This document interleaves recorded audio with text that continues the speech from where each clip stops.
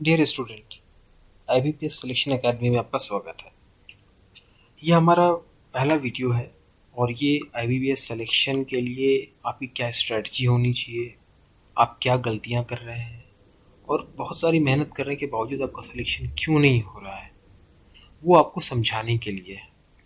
सो इस वीडियो को देखते हुए आप इस बात का ध्यान रखिए कि ये वीडियो जो है आपकी अपनी समझ के लिए है। तो IBPS है क्या, या कोई दूसरी बैंकिंग एग्ज़ाम्स जो है ये है क्या? अभी अगर मैं आपसे पूछूं तो आप बताएंगे कि एग्ज़ाम क्या होता है, कैसे होता है, एग्ज़ाम में क्या क्या आता है। ये चीज़ें अगर आप इस तरीके से सोचते हैं तो आपके लिए प्रॉब्लम है। पहली जो चीज़ है कि ये तो सीधा सीधा चूहों की दौड़ है। इतने सारे लोग एग्ज़ाम में प्रिपेयर होते हैं, 8.8 लाख से ज़्यादा लोग अपीयर होते हैं और सिर्फ 24,000 सेलेक्ट होते हैं। सो ये एग्ज़ाम जो है वो रैट रेस है, ये आपको समझना पड़ेगा। और अगर आप उस रैट रेस में सबसे परिपक्व इंसान नहीं है तो आपके लिए मुश्किल होगा। ये एग्ज़ाम कैट से भी ज़्यादा टफ है। अगर आप डेटा देखेंगे तो कैट में 2.44 लाख स्टूडेंट, 8,000 वैकेंसीज के लिए 3.27% सिलेक्शन रेशियो। IBPS में लेस देन 3%।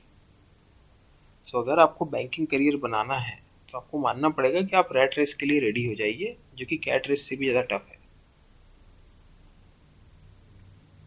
ये हमारा पहला पॉइंट है, इसको आप अच्छी तरीके से समझ लीजिए। आप इस एग्ज़ाम की इम्पोर्टेंस समझिए।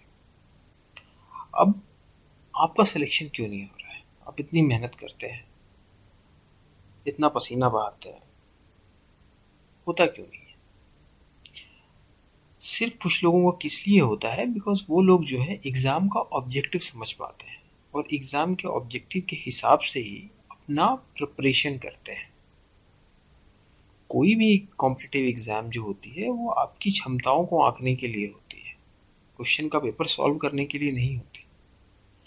आप जो है बैंकिंग में करियर बनाना चाहते हैं तो बैंकिंग एम्प्लॉय से या बैंकिंग ऑफिसर से क्या एक्सपेक्टेशंस होती हैं? सो उन क्षमताओं का आकलन किया जाता है। लेकिन अभी जिस तरीके से आप स्कूल में पढ़ाई करते आए हैं और एग्ज़ाम देते आए हैं, या कॉलेज में पढ़ाई करके आगे एग्ज़ाम देते आए हैं, तो आपका जो पूरी मानसिकता है वो एग्ज़ाम एग्ज़ाम एग्ज़ाम के ऊपर केंद्रित है, जो कि गलत है। बहुत सारे सॉफ्ट स्किल्स जो हैं ये एग्ज़ाम आपका टेस्ट करता है। जब हम आपको एग्ज़ाम का एनालिसिस करेंगे तब हम आपको बताएंगे कौन कौन से सॉफ्ट स्किल्स ये टेस्ट करता है। तो आपका प्रॉब्लम ये होता है कि आप इस एग्ज़ाम को एक नॉलेज टेस्ट की तरह लेते हो और सोचते हो कि बहुत सारी ट्रिक्स समझ जाओगे, क्वेश्चन सॉल्व करना सीख जाओगे तो आप क्लियर कर जाओगे। ये गलत है। जब तक आप इस एग्ज़ाम का ऑब्जेक्टिव नहीं समझोगे आप इसको कभी क्लियर नहीं कर पाओगे। एग्ज़ाम का जो ऑब्जेक्टिव है वो है स्मार्ट और क्विक थिंकर्स फाइंड आउट करना, quick decision makers find out करना। उसके लिए ये क्वांटिटेटिव एप्टीट्यूड, रीजनिंग और इंग्लिश की जो है एग्ज़ाम्स जो है वो एक माध्यम है बस। और उससे वो क्या टेस्ट करते हैं? आपके सोचने का तरीका, आपके सोचने की प्रोसेस, उसकी एबिलिटी, उसकी एजिलिटी। आपकी प्रिपरेशन के साथ प्रॉब्लम क्या है? आप शॉर्टकट यही बस आप समझते हैं कि शॉर्टकट से क्वेश्चन सॉल्व कर लेना मेरा प्रिपरेशन है, जो कि नहीं है। आपकी प्रिपरेशन का ऑब्जेक्टिव होना चाहिए सही तरीके की सोचने की क्षमता विकसित करना। कोचिंग या प्रिपरेशन से आपको मदद क्यों नहीं मिलती? जितने भी कोचिंग सेंटर्स हैं या आप अपनी सेल्फ प्रिपरेशन करते हैं, उससे आपको मदद क्यों नहीं मिलती? तो मैं आपको एक एग्जाम्पल से समझाता हूँ। आप सभी ने भाग मिल्खा भाग मूवी देखी होगी। अगर नहीं देखी होगी तो जाइए थिएटर्स में जाके देखिए। यहाँ पे देखिए कि मिल्खा सिंह का कोच मिल्खा सिंह को कैसे कोचिंग दे रहा है। इस वीडियो में आप देखिए, वो उसकी अभी की प्रिपरेशन का लेवल उसे बता रहा है।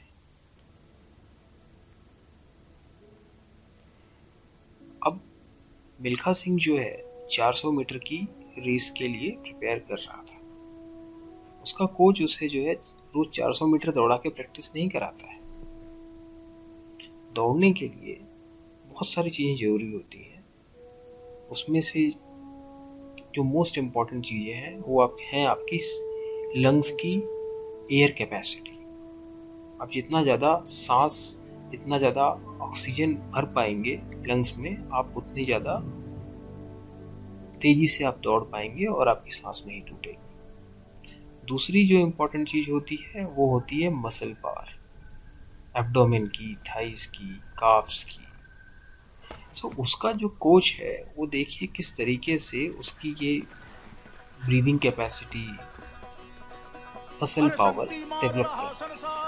देखिए उसके पेट से टायर बांध के उसे दौड़ा रहा है। कहाँ पे कोचिंग करा रहा है?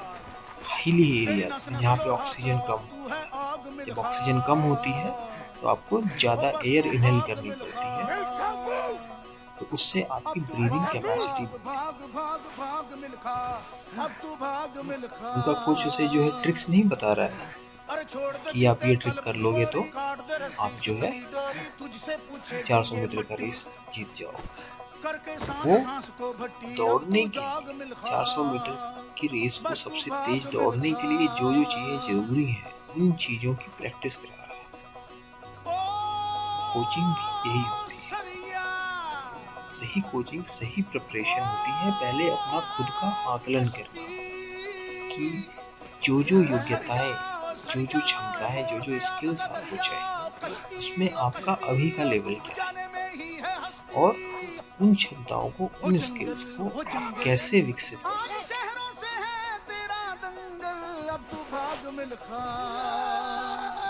और उसके जो तरीके होते हैं वो एग्ज़ाम को सॉल्व करने वाले, एग्ज़ाम क्वेश्चन सॉल्व करने वाले तरीके नहीं होते हैं। उनके तरीके हमेशा अलग होते हैं। आपको पता है सबसे अच्छी बात क्या है? जब आप ये प्रिपरेशन कर रहे होते हैं और ये तैयारी के जो आप ऑब्जेक्टिव्स अचीव करते हैं, तभी आपको समझ में आ जाता है कि आप तैयार हैं फाइनल रेस जीतने के लिए। आपको कोई मॉक एग्ज़ाम देके अपने आप को नापने की ज़रूरत नहीं है। और इसी तैयारी जो है वो आपको आपका आहा मोमेंट, सुनिए आखिरी लाइन बता सकते हैं। फट गई जी, पर मजा आ गया। आपको भी अपना यही आहा मोमेंट चाहिए जो सही तरीके की तैयारी से आए। कोचिंग या प्रिपरेशन क्या नहीं है, पहले आप ये समझ लीजिए। ये क्वांटिटेटिव एप्टीट्यूड, रीजनिंग या इंग्लिश की पढ़ाई नहीं है। ये जस्ट माध्यम है आपकी स्किल्स को टेस्ट करने का। बहुत सारे सोर्सेज से आप लोग मटेरियल उठाते हैं और उसे पढ़ते रहते हैं। आप जितना ज़्यादा मटेरियल पढ़ते हैं उतना ज़्यादा आप कंफ्यूज होते हैं, क्योंकि आपको सही तरीका पता नहीं लग रहा है कि आपको किस चीज़ की तैयारी करनी है। किस चीज़ की तैयारी मीन्स किस चीज़ की प्रैक्टिस करनी है, कौन से स्किल्स आपको अपने सुधारने हैं। मिल्खा सिंह का एग्जाम्पल ले लीजिए। उसका कोच उसे 400 मीटर रोज नहीं दौड़ा रहा था। उसकी स्किल्स जज करने के बाद उन स्किल्स को डेवलप कर रहा था। आपको भी अपनी प्रिपरेशन में वो स्किल्स आइडेंटिफाई करके उन स्किल्स को कैसे और बेहतर बनाना है, इसके ऊपर ध्यान देना चाहिए। जब आप उन स्किल्स को बेहतर बनाएंगे तभी आप आगे बढ़ पाएंगे। क्योंकि सभी स्टूडेंट्स का लेवल सेम नहीं होता है, तो आपको अपना अपना लेवल आइडेंटिफाई करना पड़ेगा कि किस स्किल्स में आपका क्या लेवल है, और उस लेवल से जिस लेवल पे आपको पहुंचना है उसके लिए आप कैसे पहुंचेंगे, उसके लिए आपको प्लान करना। यही सही कोचिंग है, यही सही प्रिपरेशन है। मैं आपको एक दूसरा एग्जांपल और बैडमिंटन से देता हूँ। बैडमिंटन के मैचेस अगर आपने नहीं देखे होंगे तो आप यूट्यूब पे जाइए और देखिए कितनी आसानी से वो लोग खेलते हैं। देखने में कितना आसान लगता है, बट वो प्रैक्टिस क्या बैडमिंटन खेलने की करते हैं? नहीं। बैडमिंटन खेलना बहुत ही थोड़ा अमाउंट का प्रैक्टिस जो है वो एक्चुअली मैच खेल के करते हैं। 70 to 80% उनकी जो प्रैक्टिस होती है बैडमिंटन सही तरीके से खेलने के लिए किन किन क्षमताओं की ज़रूरत है उसके ऊपर होती है। पीवी सिंधु को आप जानते हैं, she was the world champion and she was in the news all over. आपने पीवी सिंधु का कोचिंग सेशन का वीडियो आया था, देखा है? नहीं देखा है तो मैं आपको दिखाता हूँ, देखिए। this type of coaching, this type of practice is 60 to 70% of their preparation. वो लोग मैचेस के लिए ऐसे प्रिपेयर करते हैं, ये बैडमिंटन नहीं खेल रहे हैं। बैडमिंटन खेलने के लिए जो स्किल्स चाहिए, उन स्किल्स को कैसे डेवलप करना है, उन चीज़ों की वो प्रैक्टिस यहाँ पर कर रहे हैं। और यही चीज़ आपके कॉम्पिटिटिव एग्जामिनेशंस के लिए भी लागू होती है। और डेफिनेटली वो कभी मॉक क्वेश्चन सॉल्व करना, ट्रिक ढूंढना क्वेश्चन सॉल्व करने की वो नहीं है। आपको स्किल्स पता होनी चाहिए कि क्वांटिटेटिव एप्टीट्यूड में बेहतर करने के लिए कौन से स्किल्स इम्पोर्टेंट है, और उन स्किल्स के ऊपर प्रैक्टिस करने के लिए। और वो कभी क्वेश्चन सॉल्यूशन नहीं होगा, वो उसके अलग अलग तरीके होते हैं जो आपको सही कोच बता पाए। ये और एक बैडमिंटन की चैंपियन है लिंडा, और वर्ल्ड चैंपियन उनका वीडियो, उनकी प्रिपरेशन देखिए। उनकी प्रिपरेशन अगेन जिन जिन चीज़ों की ज़रूरत है, एजिलिटी, फास्ट मूवमेंट्स, कौन सी मसल्स आपकी स्ट्रांग होनी चाहिए, वो सारी मसल्स की ट्रेनिंग, वेट ट्रेनिंग, ये सब उनकी प्रिपरेशन का पार्ट है। आपको भी अपनी IBPS या बैंकिंग एग्ज़ाम की के लिए ये समझना जरूरी है। उन एबिलिटीज़ की को इंक्रीज करने के लिए जो प्रैक्टिस चाहिए वो आपको प्रैक्टिस करना है, तभी आप सफल होंगे। अदरवाइज आपने तो देखा है, this is a rat race. There are 8.8 lakh students, 20-25,000 students will be selected. आप जब तक वो स्किल्स डेवलप नहीं करेंगे, आपका सिलेक्शन नामुमकिन है। अभी अगर आपको ये समझ में आ गया हो तो करेक्ट ऑब्जेक्टिव जो है आपकी कोचिंग का या आपकी प्रिपरेशन का, वो क्या होना चाहिए, मैं इसके ऊपर बात करता हूँ। ये एक लाइन है, इसे आप आराम से देखिए और इस चीज को अपने अंदर, उसको आप विजुअलाइज कीजिए, उसको आप समझने का कोशिश कीजिए। मैं आपके लिए हिंदी में इसे पढ़ देता हूँ। Identification of specific areas along with specific practice, मतलब आपको वो सारे एरियाज फाइंड आउट करने हैं, साथ में वो प्रैक्टिस एक्सरसाइज भी फाइंड आउट करनी है, जिससे आप अपना लेवल उन स्किल्स का बढ़ा सकें। अगर आप ये चीज़ समझ गए कि आपका करेक्ट प्रिपरेशन ऑब्जेक्टिव क्या है, तो फिर अगला बात आ जाती है कि भाई इसको कैसे अचीव करें, इसको अचीव करने के लिए क्या करना है। अब ये भी मैं आपको, एक ब्रूस ली जो कि मार्शल आर्टिस्ट थे, उनके 3 बहुत अच्छे कोट्स थे। वो कोट्स किसी भी प्रिपरेशन के लिए एप्लीकेबल है, उनका हेल्प लेके मैं आपको बताऊंगा। ये सिर्फ एग्जाम प्रिपरेशन के लिए इम्पोर्टेंट नहीं है, but for any kind of Endeavour in your personal और प्रोफेशनल लाइफ। पहला है कि जानना काफ़ी नहीं है, आपको अप्लाई करते हुए आना चाहिए, और सिर्फ सोचना काफ़ी नहीं है, आपको करना पड़ेगा। ये उनका पहला कोट है। कैसे है मैं वो आपको बाद में भी आने वाले टाइम में आगे एक्सप्लेन करता हूँ। दूसरा उनका ये है कि जो उपयोगी हो आप उसको अडॉप्ट करें, और जो आपके लिए उपयोग में नहीं उसे आप फेंक दें, रिजेक्ट कर दें, और कुछ अपना उसमें ऐड करें। तो आपकी ट्रिक्स जो है वो आपकी अपनी होनी चाहिए। तीसरा बहुत ज़्यादा इंपॉर्टेंट है, जिसको मैं बहुत ज़्यादा इंपॉर्टेंस देता हूँ, कि मैं उस आदमी से नहीं डरता जिसने 10,000 किक की अलग अलग किक की प्रैक्टिस की हो, मैं उससे डरता हूँ जिसने एक 10,000 बार प्रैक्टिस की है। अब जो पहला वाला पार्ट था, मुझे उससे थोड़ा एक्सप्लेन करने दीजिए। उन्होंने क्या बोला कि जानना काफ़ी नहीं है, आपको अप्लाई करते हुए आना चाहिए। क्योंकि नॉलेज तो आपके पास बहुत सारा है, अब गूगल है, आपके पास बहुत सारे कोचिंग इंस्टीट्यूट्स हैं, कोचिंग ऐप्स हैं, कुछ फ्री में है, कुछ पेड है, आपको उससे बहुत सारा नॉलेज मिल जाएगा। लेकिन प्रॉब्लम क्या है, राइट नॉलेज कहीं से या बहुत कम जगह से मिलता है। मोस्ट जगह से आपको राइट नॉलेज नहीं मिलता है।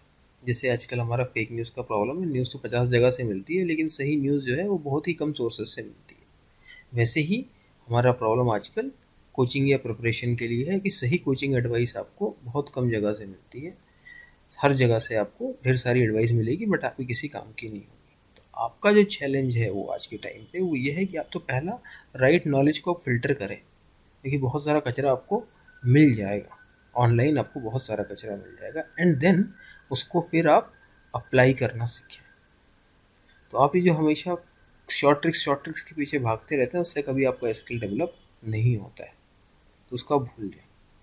दूसरा जो पार्ट है इसका कि सिर्फ सोचना या आपकी विल इच्छा रखना काफ़ी नहीं है, राइट। क्योंकि जब आप शुरू में तैयारी करना शुरू करते हैं तो खूब सारा एंथुजियाज्म होता है, और फिर बाद में वो आपका एंथुजियाज्म धीरे धीरे डाउन होने लगता है। शुरू में आप बहुत सारे स्केड्यूल बनाते हैं, प्लान बनाते हैं, बाद में वो सब धराशायी हो जाता है। तो आपको वो जो एनर्जी, वो जो फोकस है, लगातार बनाए रखना ज़रूरी है। अब उनका जो दूसरा वाला जो कोट है उसके ऊपर बात कीजिए करते हैं, अडेप्ट व्हाट इज़ यूज़फुल। तो जो आपके उपयोग की चीज़ है, आप बहुत सारे सोर्सेज से जाके इन्फॉर्मेशन ले रहे हैं, ठीक है, लेकिन आप 100% अडॉप्ट कर लेते हो, वही गलत बात है। तो आप सारा कचरा ले लेते हो और आपका कोई तरीका नहीं बन पाता है। आप बहुत कम रिजेक्ट करते हो, जबकि रिजेक्ट बहुत ज़्यादा करना, और आप अपना ऐड तो कुछ भी नहीं करते। जितनी ट्रिक्स जो आप दूसरी जगह ढूंढने के लिए जाते हो, वो ट्रिक आपको खुद बनानी है। और अगर आप कॉन्सेप्ट अच्छी तरीके से समझेंगे तो वो ट्रिक आप खुद ही बना पाएंगे। जो लोग सफल होते हैं वो हर कुछ भी चीज़ को अडॉप्ट नहीं कर लेते हैं, दे आर वेरी सेलेक्टिव। जो काम की चीज़ें हैं उन्हीं को अडॉप्ट करते हैं और फिर प्रैक्टिस करते हैं जब तक कि उसमें मास्टरी ना आ जाए।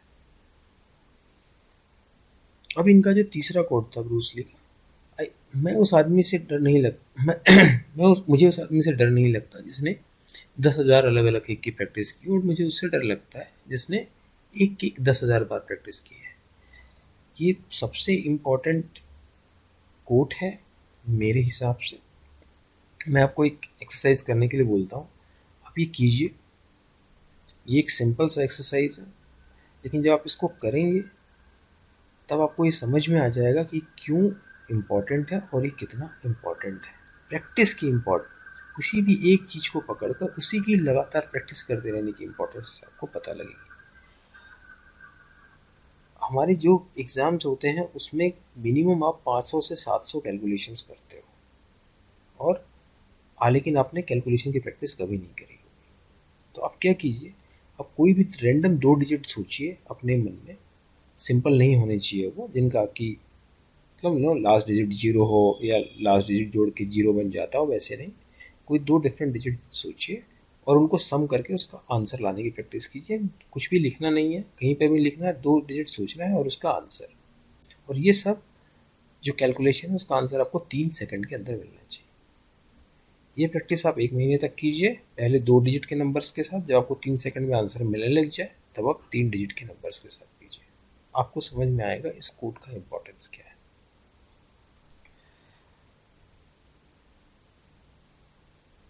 अभी यहाँ पर मेरे पास बताने के लिए यही है। अभी हम और भी बहुत सारे वीडियोस पोस्ट करेंगे, उनको आप देखिएगा, उनको आप समझिएगा, तब ये समझ में आएगा कि सही कोचिंग, सही प्रिपरेशन क्या होती है। आपको ये पसंद आया हो तो इसे लाइक, कमेंट और शेयर कीजिए। अपने ईमेल आईडी डालिए, आपको कुछ स्पेसिफिक क्वेश्चंस हो तो पूछिए। हम अगर और लाइव सेशन करेंगे तो हम आपसे और जुड़ेंगे आगे। और इस स्पेस को देखते रहिए, सब्सक्राइब कीजिए, और भी बहुत सारे वीडियोस कॉन्सेप्ट्स के साथ, सही प्रिपरेशन के तरीके के साथ हम यहाँ पर पोस्ट करेंगे। Thanks a lot, thank you very much.